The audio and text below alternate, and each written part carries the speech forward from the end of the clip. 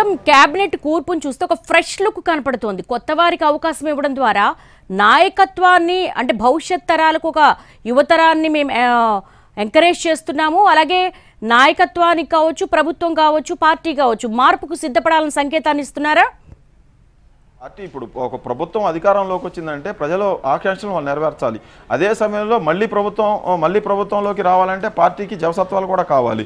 పార్టీని అన్ని ప్రాంతాల్లో బలోపేతం చేసుకోవాలి. పార్టీలో అల్లాటప్పగా పదవులు పంపిణీ చేసేసి ఎవరికి పడితే వాళ్ళని మంత్రులుగా చేసుకొని వాళ్ళకి ఏ శాఖ పడితే ఆ శాఖ ఇచ్చేసి పార్టీ పెరగలేదు, పార్టీ జనంలోకి వెళ్ళలేదంటే లాభం లేదు. కాబట్టి ఇది ఉభయతారకంగా ఉమ్మడి ప్రయోజనాలతో కూడుకున్న వ్యవహారాలు ఉంటాయి రాజకీయాల్లో. అది ప్రభుత్వంలో కానీ, ప్రభుత్వంలో మంత్రులుగా పనిచేసిన వాళ్ళకి కానీ, మంత్రులుగా ఉన్న వాళ్ళకి ఇచ్చే శాఖల్లో కానీ.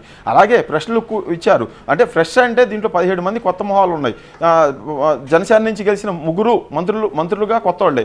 అయితే నాదెండ్ల మనోహర్ 3వ ఎమ్మెల్యే అయ్యారు. కందుల దుర్గేష్ మొదటిసారి ఎమ్మెల్యే అయినప్పటికీ మొదటిసారి మంత్రి అయినప్పటికీ ఆయనకి దాదాపు 25 ఏళ్ళు 30 ఏళ్ళ నుంచి రాజకీయాల్లో ఉన్నారు. అలాగే ఫ్రెష్గా మంత్రి అయిన పయ్యావులు చూసుకుంటే ఆయన 6 సార్లు మంత్రి అయ్యారు. అంటే మంత్రిగా మొదటిసారి వచ్చారు.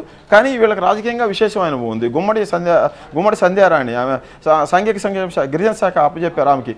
ఆమె 25 ఏళ్ళ నుంచి రాజకీయాల్లో ఉన్నారు. వాళ్ళ తండ్రి కూడా రాజకీయాల్లో ఉన్నారు. అంటే ఫస్ట్ టైం మంత్రులు అవుతున్నారు. కానీ వీళ్ళంతా అంటే ఒకళ్ళిద్దరు, Vasamsetti Subhash first time MLA, first time మంత్రి. అలాగే ముడింపల్లి రాంప్రసాద్ రెడ్డి రాయచోటి నుంచి గెలిచిన ఆయన first time MLA, first time మంత్రి. ఇలాంటి వాళ్ళు కొంతమంది ఫ్రెష్గా ఉన్నారు. కానీ వాస్తవంగా చూస్తే ఈ 17 మందిలో ఫస్ట్ టైం మంత్రులుగా అయిన వాళ్ళలో చాలామంది కూడా చాలా ఏళ్ల నుంచి రాజకీయాల్లో ఉన్నారు.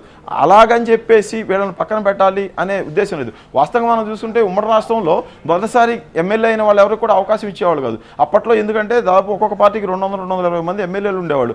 అంతమందిని ఈ 40-45 మంది మంత్రుల పోస్టుల్లో అడ్జస్ట్ చేయడం కుదరదు. కాబట్టి ఒక నియమాన్ని అన్ని పార్టీలు పెట్టుకునేవి. అది చంద్రబాబు నాయుడు స్టార్ట్ చేశారు. ఫస్ట్ గెలిచిన ఫ్రెషర్స్కి అవకాశం లేదు అంటే వాళ్ళు ప్రతిసారి ఒక పార్టీలో 89 మంది గెలిచేవాళ్ళు. వాళ్ళని తీసి పక్కన పెట్టేసి మిగతా అందుబాటులో ఉన్న ఆ 89 మందిలోనే ఈ క్యాబినెట్కి సంబంధించి సీనియారిటీని అలాగా వాటి లెక్కేసుకుని తీసుకునేవాళ్ళు. కానీ రాష్ట్రం విడిపోయిన తర్వాత ఆ పరిస్థితి అవకాశం లేదు. ఆ ప్రాంతాలను బట్టి, ఆ ప్రాంతాల్లో ఉన్న సామాజిక వర్గాలను బట్టి, ఆ సామాజిక వర్గాల్లో ఉన్న వ్యక్తులను బట్టి క్యాబినెట్లో పదవులు ఇవ్వాల్సి వస్తుంది. ఈ ఫ్రెష్ లుక్ అనేది అంతే ఉంది. మనం ముందు చెప్పుకున్నాం క్యాబినెట్ విస్తరణ రోజే ఎవరెవరు క్యాబినెట్ బిరుదులు దక్కాయనేది, ఎందుకు దక్కాయనేది కూడా మనం చెప్పుకున్నాం. ఆ దక్కిన వాళ్ళందరూ కూడా ఫ్రెషర్స్గా పెట్టుకున్నారు. మనం విజయనగరంలో చూసాం. విజయనగరంలో చీపురుపల్లిలో బొత్స సత్యనారాయణ ఓడించిన జైంట్ కిల్లర్గా ఉన్న కళా వెంకట్రావు ఉన్నారు. ఆయన సీనియర్ మోస్ట్ నాయకుడు. ఆయన ఎన్టీ రామారావు క్యాబినెట్లోనే మంత్రిగా పనిచేశారు. ఆ తర్వాత చంద్రబాబు నాయుడు దగ్గర పనిచేశారు. అలాంటి వాళ్ళకి మామూలుగా సాదాసీదాగా లెక్కలేసుకుంటే విజయనగరం నుంచి కళా వెంకట్రావు క్యాబినెట్లో ఉంటారు. వైజాగ్ నుంచి అయ్యన్న పాత్రుడు క్యాబినెట్లో ఉంటారు, లేదా గంటా శ్రీనివాసరావు ఉంటారని లెక్కలు రాసుకుంటారు. కానీ ఇప్పుడు పరిస్థితులు మారిపోయాయి. మారిన పరిస్థితులకు అనుగుణంగా క్యాబినెట్ కూర్పు జరిగింది. కాబట్టి ఆ క్యాబినెట్ కూర్పుకు తగ్గట్టుగానే ఇక్కడ పోర్ట్ఫోలియోలు కూడా ఇచ్చినట్టుగా మనకు అర్థమవుతోంది. బీసీలకు 8 మందికి క్యాబినెట్లో పదవులు దక్కాయి. ఆ 8 మందికి ఎలాంటి శాఖలు ఇస్తారనే చర్చ కూడా జరిగింది. ఆషామాషిగా చిన్న చిత్తక శాఖలు చేతిలో పెట్టి సరిపెడతారనుకున్నారు. కానీ మనం ఇంతకుముందు చెప్పుకున్నట్టుగా అచ్చెన్నాయుడుకు వ్యవసాయ శాఖ ఇచ్చారు, కొల్లు రవీంద్రకి మైన్స్ ఎక్సైజ్ ఇచ్చారు, అలాగే కొలుసు పార్థసారథికి హౌసింగ్ ఇచ్చారు, అలాగే ఐఎన్పిఆర్ ఇచ్చారు, అలాగే అనగాని సత్యప్రసాద్ ఫస్ట్ టైం 3వ ఎమ్మెల్యే గెలిచారు, ఫస్ట్ టైం మంత్రి అయ్యారు.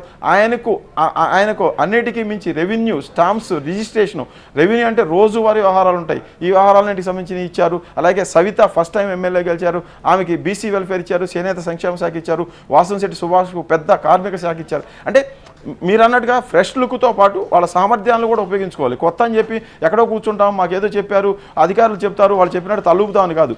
ఎవరి శాఖలో వాళ్ళు వినూత్నమైన విధానాలను ప్రవేశపెట్టి వాటికి పేరు తెస్తే ప్రభుత్వానికి పేరు వస్తుంది, వాళ్ళకి పేరు వస్తుంది. కాబట్టి ఇది ఒక ఎక్స్పెరిమెంటల్గా జరిగిన వ్యవహారంగా కాకుండా వాళ్ళ అవసరాన్ని బట్టి వాళ్ళ అనుభవాన్ని ఉపయోగించడానికి వీలుగా ఉంటుందనే దాని మీద ఇచ్చారు. మనం పరిశ్రమల శాఖ చూసుకుంటే టీజీ భర్తకి ఇచ్చారు. ఆయన టీజీ వెంకటేష్ కొడుకు కర్నూలు నుంచి గెలిచారు.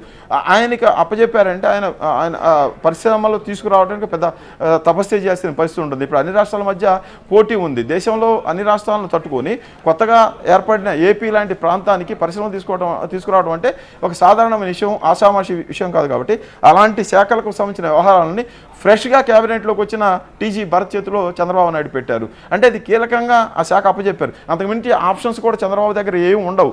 సీనియర్లను తీసుకొచ్చి సీనియర్ చేతిలో అలాంటి శాఖను పెట్టి మీరు పరిశ్రమలు తెమ్మంటే తేలేకపోవచ్చు, మాట్లాడలేకపోవచ్చు, కమ్యూనికేషన్ చేయలేకపోవచ్చు. అలాంటి దాంట్లో ఉన్న దాంట్లోనే ఎవరు బెటర్గా ఉంటారనేది తీసుకొని ఆ బెటర్ దాంట్లో కూడా ఎవరికి రాజకీయంగా కూడా ఆర్యవైశ్య ఆ సామాజిక వర్గానికి ఒక ప్రాధాన్యత ఇవ్వాల్సి ఉంటుంది చంద్రబాబు నాయుడు. ఎందుకంటే వాళ్ళు ఈసారి ఎక్కువ మంది కూటమికి సపోర్ట్ చేశారనే ఒక ప్రచారం జరుగుతుంది.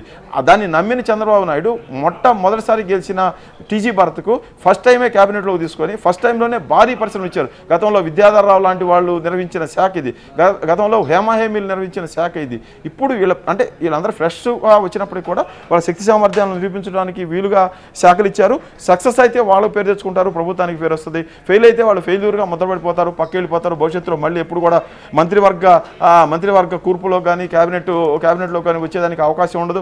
ఓవరాల్గా చూసుకుంటే కూటమి చాలా జాగ్రత్తలు తీసుకుంది క్యాబినెట్లోకి ఎవరు తీసుకోవాలనే విషయం గురించి, అలాగే ఎవరికి తీసుకున్న వాళ్ళకి ఎవరికి ఏ శాఖలు ఇవ్వాలనే దాని మీద కూడా జాగ్రత్తలు తీసుకున్నట్టుగా మనకు అర్థమవుతా ఉంది దేవి.